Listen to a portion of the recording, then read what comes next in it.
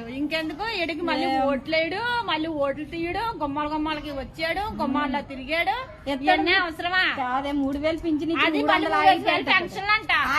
అది ఆయిల్ లో పెంచేస్తాడు, కరెంట్ లో పెంచేస్తాడు, అన్నిట్లో పెంచేస్తాడు. ఇంకేమో ఓట్లు ఎక్కియాలంట. ఇలాంటి ఫారం బొక్కేదలకి, ఇలాంటి ఫారం బొక్కేదలకి ఓట్లు వేసేసి ఓట్లు తిప్పేసేసి ఇడికి తిరిగేస్తాం మేము.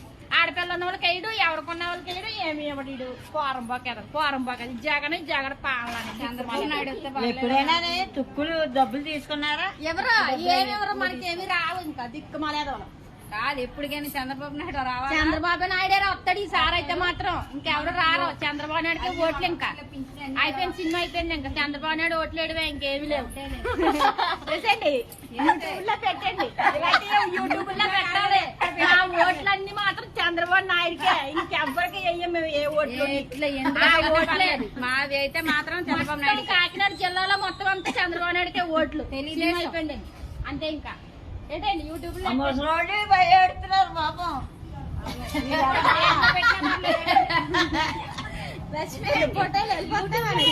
పెట్టుకోండి, ఈదుల్లో కొట్టే రాళ్ళు ఇచ్చి కొట్టేస్తామండి. నిజంగా చెప్తున్నాను.